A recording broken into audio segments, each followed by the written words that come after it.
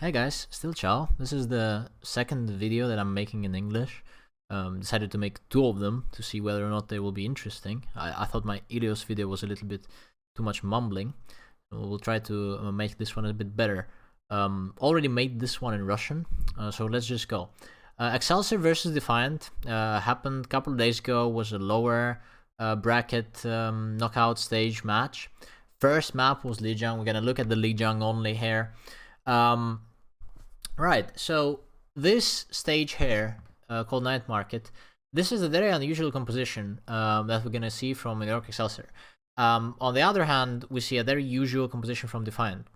The reason why this composition is like a usual, more or less, a comp that people run is just the simple strategy of teleporting to point, making sure you establish on the point early, and then controlling it. If a team is coming with a slower rush, like a Ram, Sojourn, or anything like that, or Hanzo, from the garden, it's very easy to hold because you have a lot of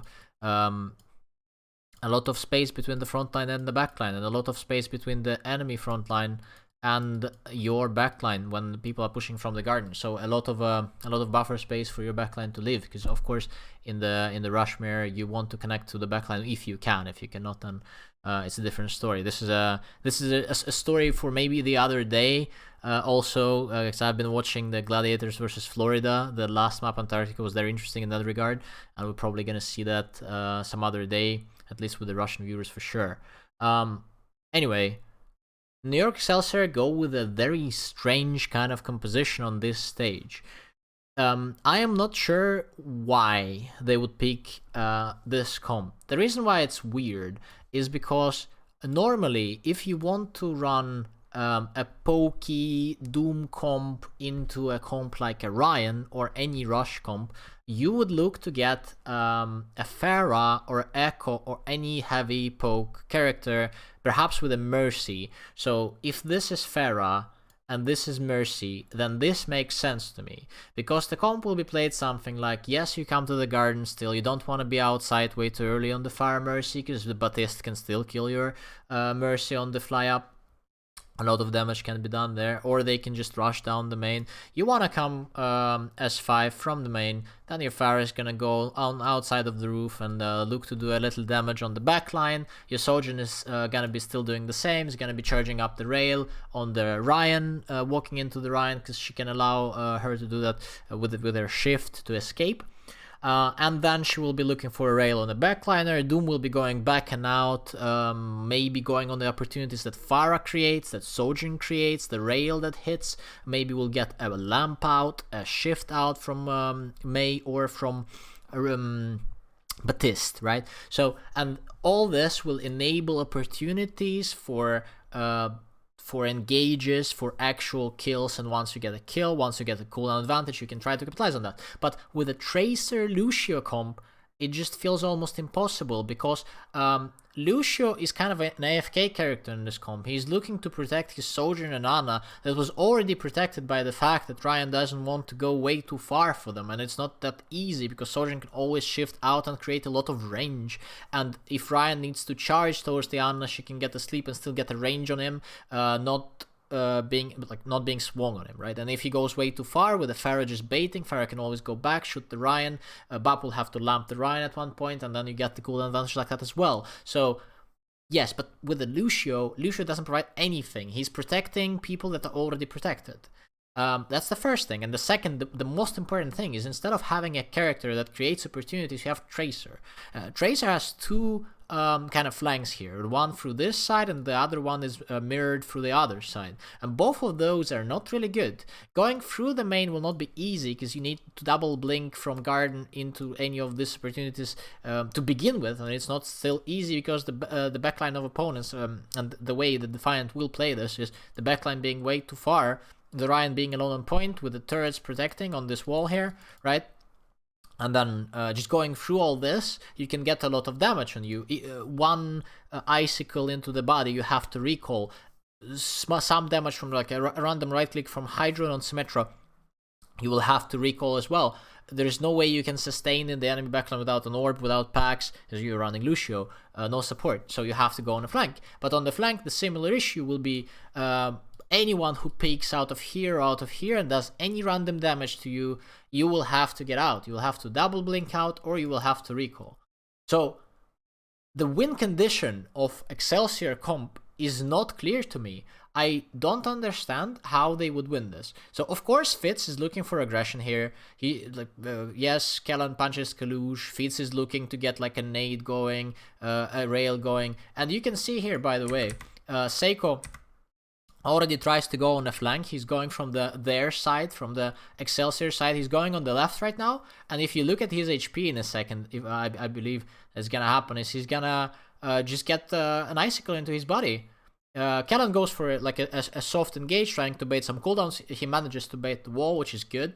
It's already like some sort of a cooldown trade that goes in the way of NYXL. But the second CD rotation of Doom is where they probably need to go for more to snowball, to capitalize on the already existing advantage. But Seiko gets an icicle in his body, and now he cannot play because he needs to go back to get a health back or to recall. And now, even if Kellan goes, there is no kill pressure because the Tracer is not there, the character is not there.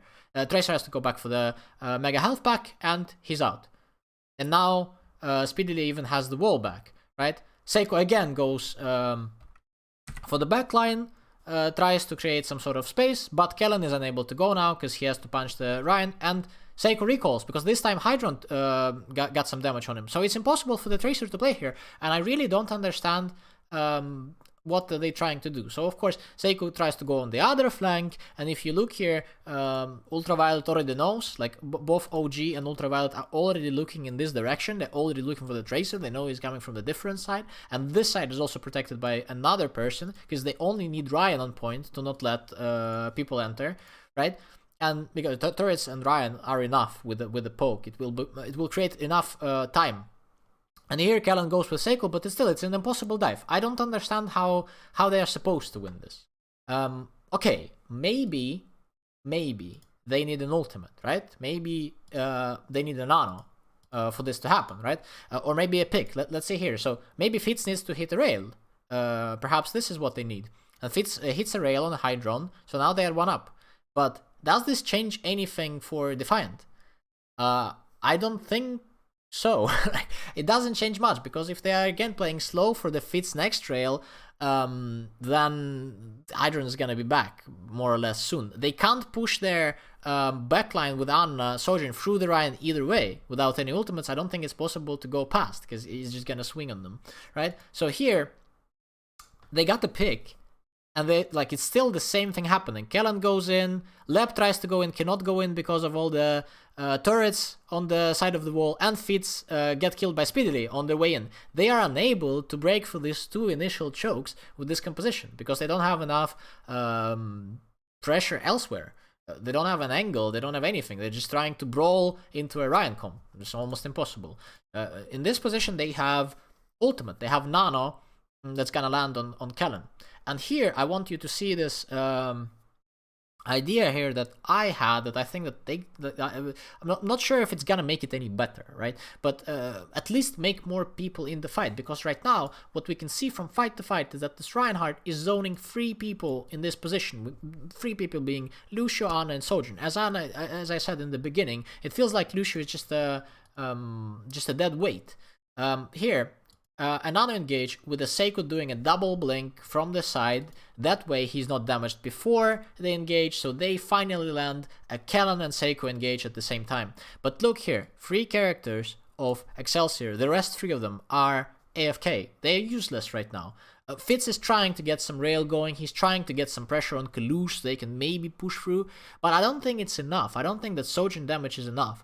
What could be done instead is Lucio could be going with Seiko and Kellan right now. They could be making a 3-man dive. Yes, it's pretty scary, it's risky. Lucio can get damage on these walls walking up. It's not pretty. He's not protecting from the Ryan anymore.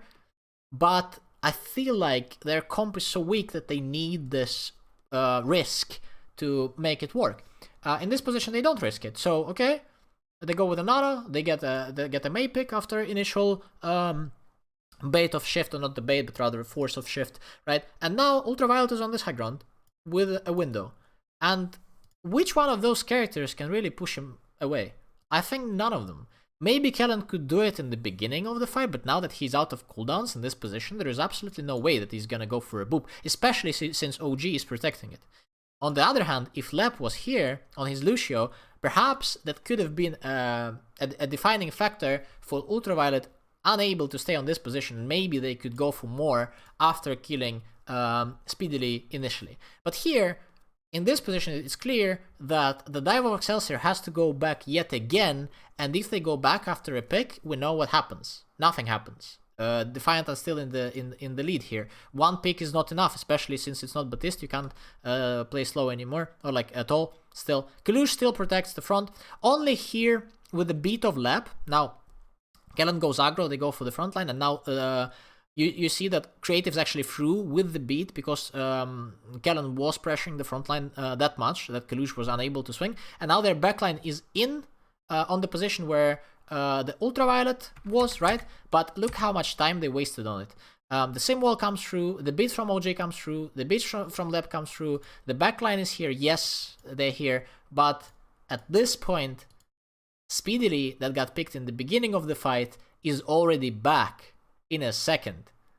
There's just Hydron dies, they still 1-up, and here, Speedily is back. They flipped the position, Defiant, right? They flipped the position, we're able to do that with the beat. Of course, it's not the best thing to do for them. I mean, it is the best thing to do. It's not it's not what they want, right? It's what New York SLs have forced on them. But still, even with all this, even with picks, I don't think it's very easy for them to win the fight still. Because even if they're 1-up, the Mei ult is good. Ryan is still free. There is no pressure on the Ryan whatsoever. And they just clean this fight one by one. I don't understand why they wanted to do any of this, especially if we're looking at next two stages, because the next two stages were so good from New York Excelsior that I really don't understand why they decided to play Doom on this one particularly. Maybe they were prepared for a Diva comp, maybe for something different, maybe they weren't ready for the Ryan rush, but either way, it was weird. Let's look into this stage. This stage is called Garden.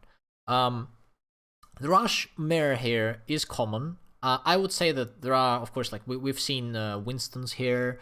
For sure, if we dig up, we can see some Doom from Pro AM, right? Stuff like that. But rush mirror, especially a mirror in which Ryan Sim versus Rum Sojourn is pretty common, especially in Europe. It's pretty common mirror. So the way this map works, and we should talk about this map first, right? The way this map works. Let's see if there's a better camera here. Should be in a second. Yes. So this camera is good. Maybe there's a better one even. Yeah, this camera is good. So here, what's important to understand is that there are 4 sets of positions, 3 sets of chokes that people can engage on or people can play with when the Mei is in play. First one, we'll call this first. We call this second, double choke. And we call this third, triple choke. We call this space behind all this, we call it fourth space, alright? So it is pretty easy to understand that the team coming from the white room has a huge disadvantage over the team that takes the control of the space number 4 and all the point. Why is it clear? The team that goes from the white room will have to walk through the choke number 1, into the choke number 2, and then through the choke number 3. While the team that defends the open space has the opportunity to put their backline in the space number 4 and rotate their backline between closer and more far back, with a kite space available and all that. The team that goes to the white room, their backline will have to go with the front line through the choke number 1 and then through the choke number 2. So let's do this exercise here. So the front line from the white room, we call them Defiant, right? Because this is Defiant. Defiant pushes through the choke number 1 with the front line. They still want to have some sort of distance between the front line and the back line, because we know that in this composition, if Ramatra or Ryan or any tank or front line in general of the opponent can hit your back line, but your front line cannot hit their backline, then the position is compromised. It's not good, right? So here, you always want to keep this kind of a range, a little bit of range at least. The backline should be safe. So that's why the backline will not walk through the first choke with the front line. And then if the front line tries to walk through the second choke, then the back line, to support them and to keep the line of sight on them, they will have to walk through the first one. And this is where this position here between the second and the third can still be occupied by the defenders or New York Excelsior in this scenario, and they can go through the second choke of the second set of chokes, right, to pressure the backline with a wall on the first choke. And then the backline of attackers of Defiant has absolutely nowhere to go, because if they go this side with their front line, there is no space between front line and the backline. There is this angle available for people, for the backline of the holders who were able to play in the open position, in the slow position, their safe position, right? And they will be able to have double angle on this crossfire that is very hard for Defiant to play. So the question is, why are they going from this side? I am not sure. Either way, the way this is usually played is you want to fight for this space, because if you have this space, then you can put your backline there. That means that you have this space for your front line, and then you can engage on the first set of chokes or on the second set of chokes. And as we discussed, they are good. They are better, because it's easier for your backline to not get connected by the enemy. The only way that Symmetra team usually plays this is they would TP from the outside, for example, from one of the sides of the outside, towards the backline in order to flip the map and to fight for this open position. They would try to connect on the backline. They would try to break the position by teleporting into the enemy backline. Of course, it's scary. Of course, it's risky, because you are putting everyone together, but sometimes this is the way. Sometimes you want to do this. And this is why Sojourn is a very good character, because she can nade the TP immediately and shift out of it. They have to catch the BAP, and BAP, of course, will not be available. Sometimes you TP from the outside, sometimes you TP from the point. Why is it better to TP from the outside? Well, I wouldn't say it's necessarily better, it's just an idea. The problem with TPing from the inside is that you have to go through the first set of choke S5, so with your backline.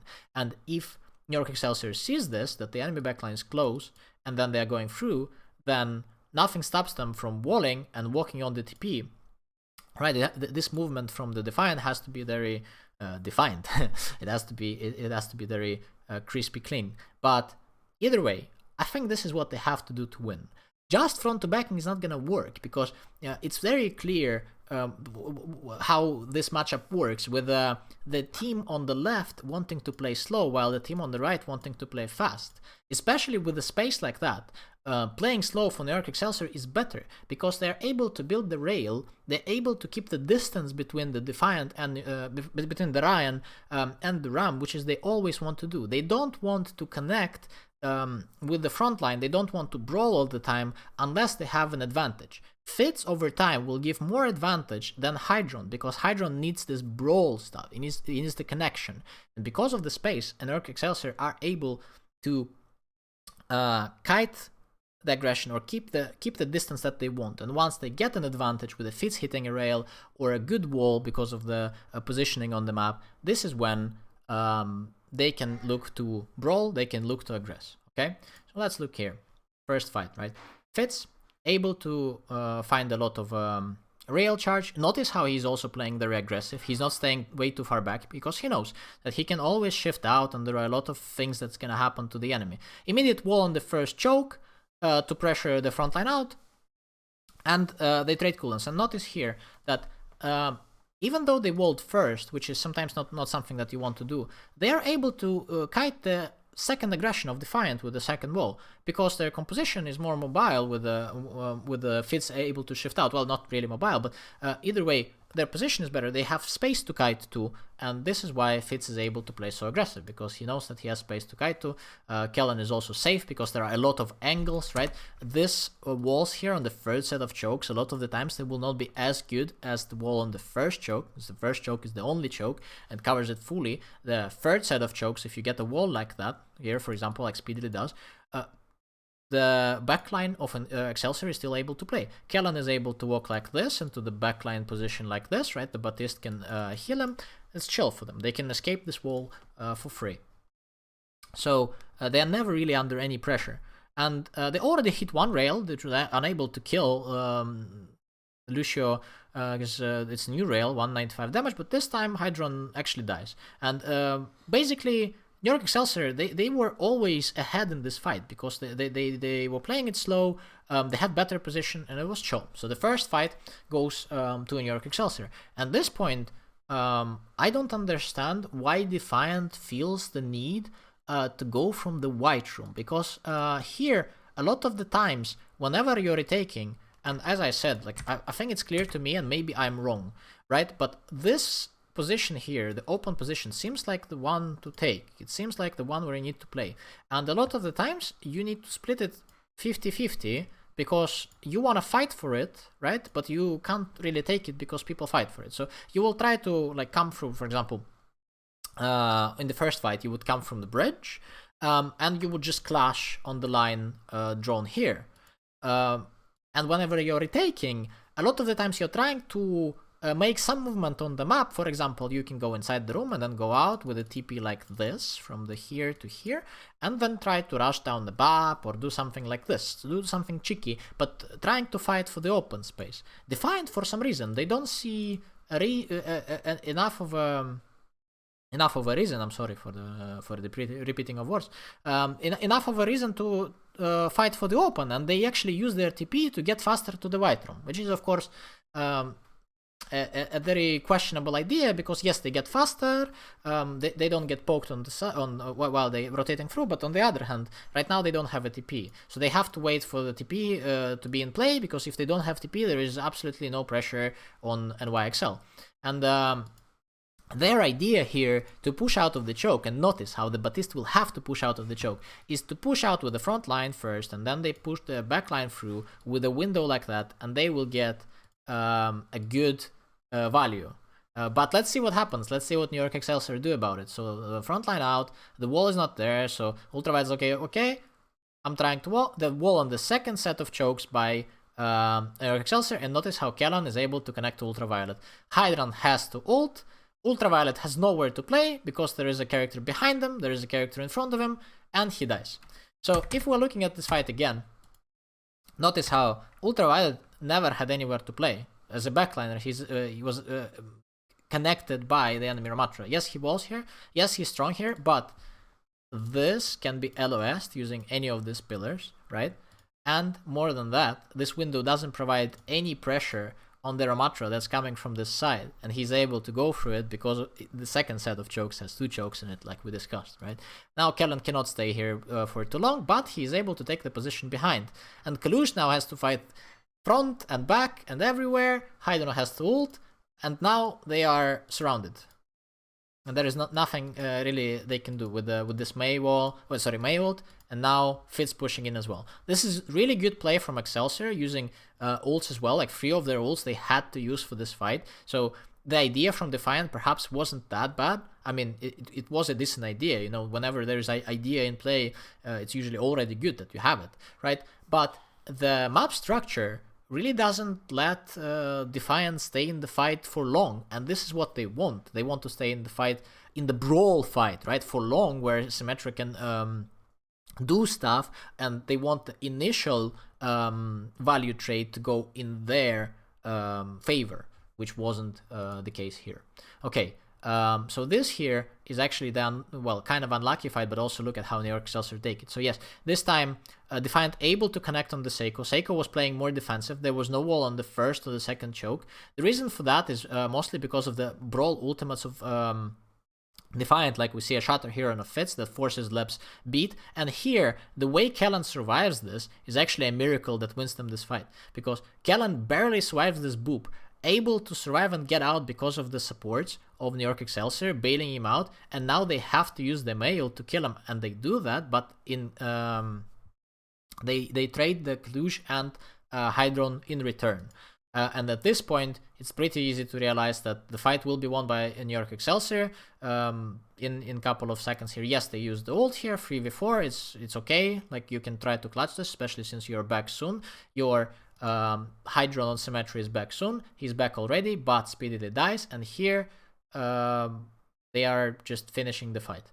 At one point here, Hydron will also make a mistake where he will try to clutch this 3v4 fight because Kalush dies again, so it's a 3v5 already actually, and he tries to clutch it with the Sim ult, and of course it's not the best of ideas, especially since they have a very, very bad space to play with, and speedily dies at the same time, so it wasn't very easy to play.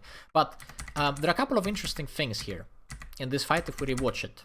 So the initial idea of NYXL, and this is very interesting because I think they know this comp a bit better maybe than Defiant, because they understand, okay, so they have better brawl ults, so this time they're not staying way too close, they're afraid of the mail, they're afraid of Shatter, they're not staying way too close, they're waiting for a bit of an aggression from Defiant and then try to capitalize on it using the Fitz ult perhaps. This is their plan. Seiko gets unfortunately killed, it's fine, sometimes it happens. Lamp and Beat both forced by the Shatter of Kalush, OG also bits, and they are fighting. And Kellen here, you see, they of course understand that chasing through all this is not really a good idea.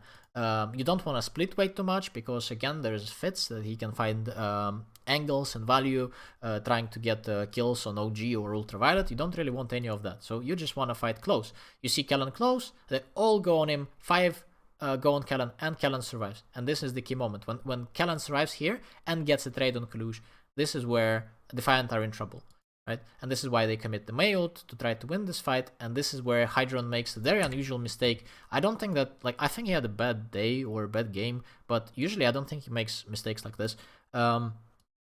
He goes for a TP on the backline, realizing that they need some oomph, right? They need something to win this fight, because right now they are 1 down with the Seiko being back already and Kalush being dead.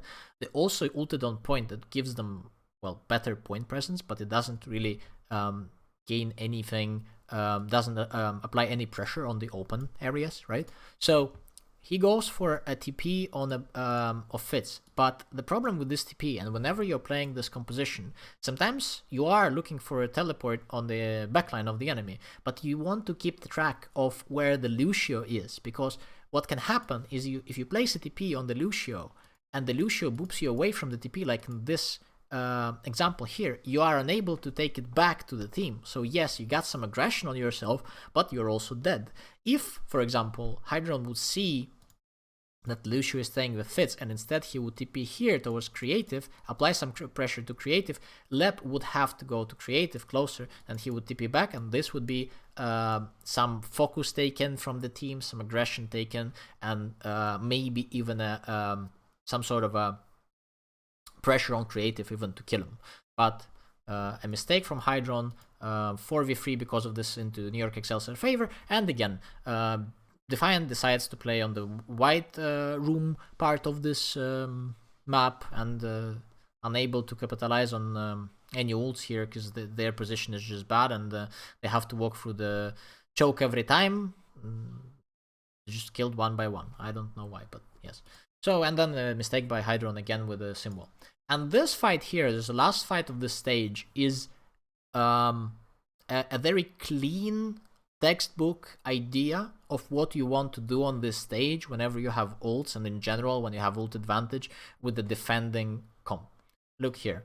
So NYXL are posturing their front line a bit forward so they can look for a first wall in case they need to. Fitz is of course a bit closer with the Lep because he wants to always be changing position from aggression to more defensive one, because he wants to build the rails and he wants to get some value, like we discussed multiple times already.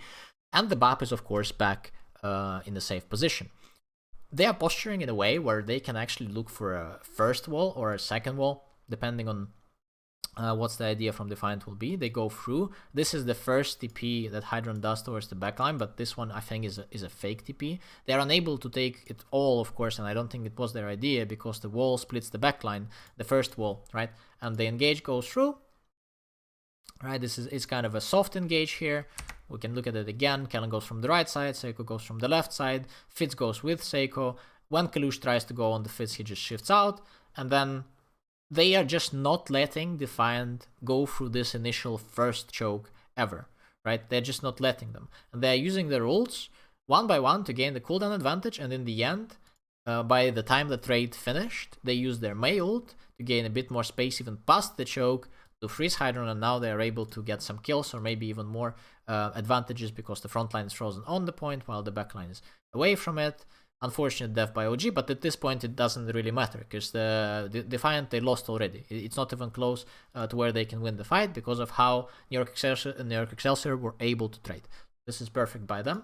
And now the last stage. So this stage is usually dominated by the Ryan Symmetra. A lot of the teams, they run this, they think that is the best, and the comp from Excelsior, again, they want to play slow, they want an angle for Fitz, right? Because this is not a Sojourn anymore, this is Hanzo, a bit of a slower pick, right? He cannot jump away from the TP as effectively, but he is able to provide more one-shot, more pressure if he takes an angle. So their idea should be, we play slow until Fitz gets an angle and gets some value from this.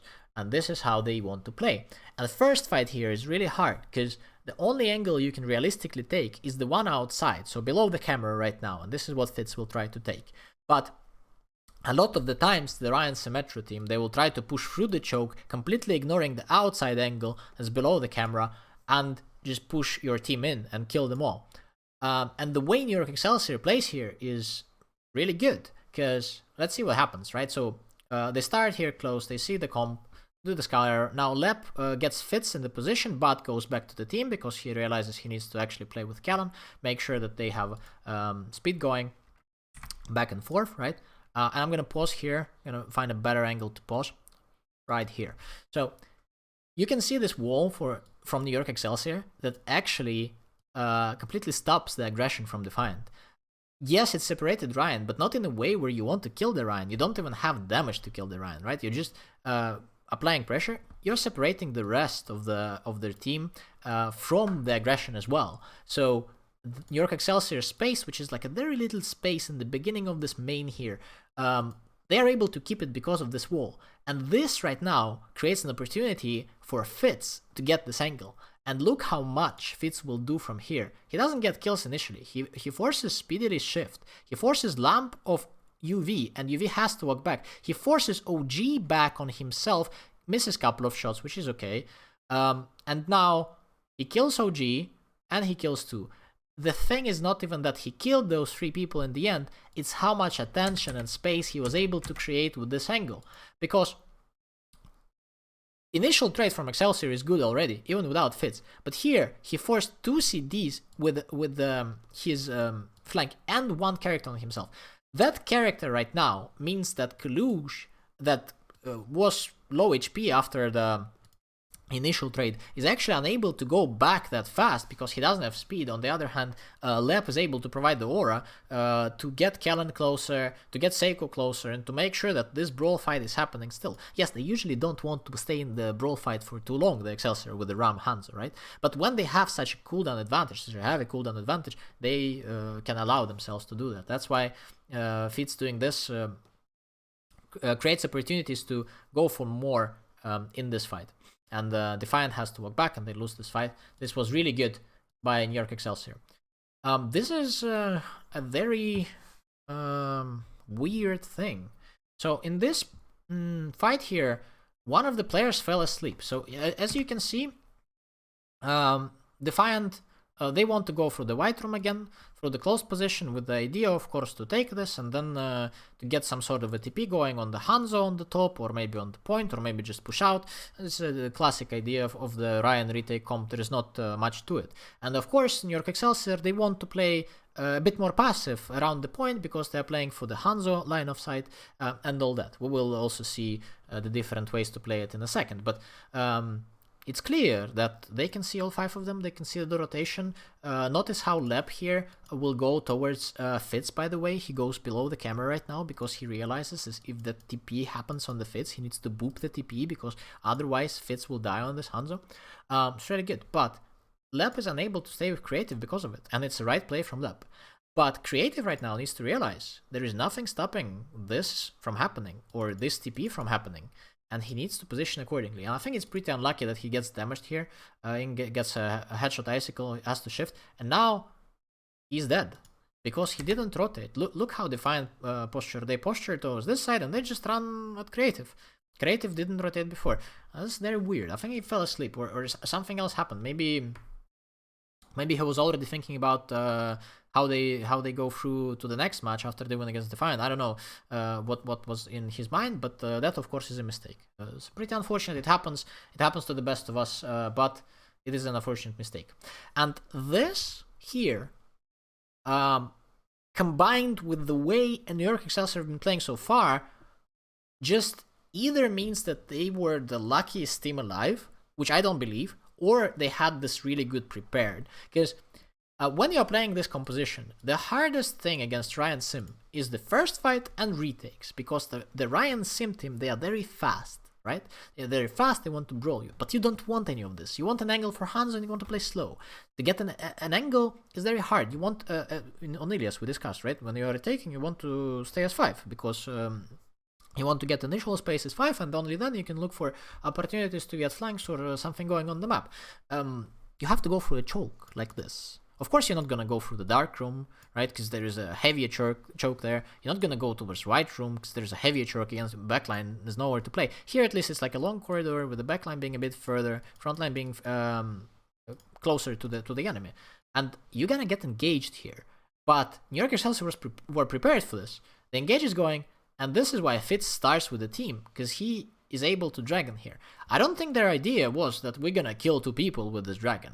I think they wanted to do an initial cooldown trade, peel all this aggression from this corridor, so the Defiant have to walk back, right?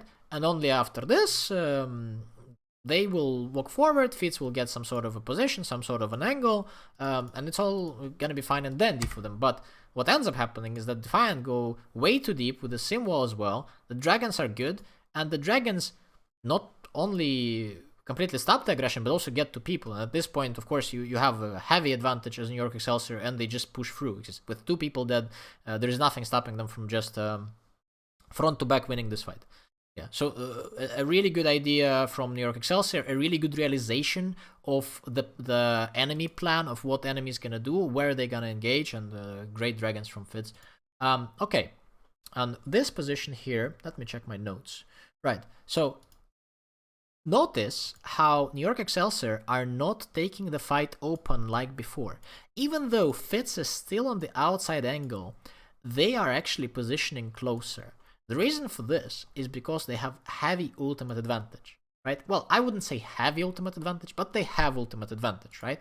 They're holding, they have ultimate advantage, more or less. And this is why they decide that they can change their hold to more of a white room hold. And now Defiant, they try to burst through, right? Like burst through through this with their Mei ult, but the window from creative and Seiko ult is also there. It's very hard to play. And Fitz this whole time, he wasn't close, right? He wasn't in this fight. He can't be in the white room because he can get engaged on. But he's playing on the point. He's playing on the outside. You see, this is the angle he's taking. And yes, he's not applying pressure to anyone behind this wall here, but he doesn't need to. Because Defiant, they're trying to push past this line. And whatever pushes past this line will get damaged by Fitz, while Fitz being safe. And here, New York Excelsior once again realizes where they are strong, right, with the ults, and they take a fight there, using only 2, by the way, when they had 4, as a trade with the speedy ult. And the last fight that we're gonna look at here is what happens when Defiant actually tries to get a TP going on the backline. Notice, by the way, here, the position of creative. He learned from his mistakes, he doesn't want to get caught again, and he positions himself on the top. Of course, he can see the point from here, he can support, he can do damage, he can make a good lamp. Everything is good for him. There is not much poke going from Defiant, right? There is no Hanzo, Sojourner, or Cassidy that was gonna hit him from the bottom to the top. And you don't see Lep right now, you don't see Fitz, they are in the same position, they're on the outside, it's all the same. And right now, it's gonna be bad camera, but you see the TP is happening, Fitz jumping out as soon as TP happens, and not only that, but all of the characters are booped away from the top. All of Defiant right now are on the bottom, because Lep is also going back. He made his deed. He booped away all the Defiant, with also the cage, it's called the cage, the slow matter usually called cage, being also applied on the TP, and the aggression stops. There is no more aggression from the Defiant. Right now they have to wait because their shields are broken, they have to window, and all this time creative is just completely free on top. heals, damage, all this happening, and only now Hydron makes a TP on the top. But it's way too late, even though Hydron gets a pick here. It's way too late, they lost on the value on the main. What's important thing here to realize is that if Defiant actually scouted that creative is here, they could try to make a TP for him. Of course, he would drop and they could try to rush him down and get advantage like that. And again, it would be better because the Lucio of New York Excelsior, Alep, he's not there, right? So he would probably have to beat creative at one point, in which Defiant can beat second, and usually that creates enough of a advantage in the fight. Of course, it wouldn't let Ultraviolet have maybe a good position with the window, but maybe he could have stayed on top with the window. You know, like, it's possible to play with a TP like that, but they decide to make a default TP, and the default TP is what New York Excelsior was prepared for. And of course, you can make a case here that even with the positional advantage of New York Excelsior, maybe Defiant could have fought better. But yet again, the ults of New York Excelsior and the position allows them to be flexible going forward and backward, not really letting Defiant stay in the brawl stages of the fight. And because they are unable to connect to the backline and to gain value like this, it's very hard for Defiant to play. Also, a very good block of Shatter by Seiko there, by the way, that gets 0 value, and Kalush dies first. And from here, it's very easy to win if you're New York Excelsior, even if your Bab dies to Hydron. That's how they win. Lucio gets picked. Hydron dies also to Seiko on the back. Very well played by New York Excelsior. To be honest, I think Defiant, maybe they need to rethink a little bit the way they play the Ryan Sim, because I don't think that this like front to back style is good if your position is not better. I think they were way too aggressive at points, not expecting people to do like different stuff. I think they needed a bit more smartness to their play. And as for New York Excelsior, they had enough of it. If we're not talking about the first stage, which I don't understand when they played Doom, the other two stages in the rush were, well, not, I wouldn't say perfect, of course, but they were really good. I think they had a lot of good ideas. I think they managed to maintain the good posture, the good range, the good rhythm of the fight, and really well played by them. Okay, guys, let me know what you think. I don't know why, but these videos are way too long whenever I'm speaking English. I think I'm repeating myself way too much or something, but usually it's a 20-minute video. That's not, now it's a 42-minute video. Well, if you go through it, thank you very much, and let me know what you think. I'll see you around, guys. Bye-bye.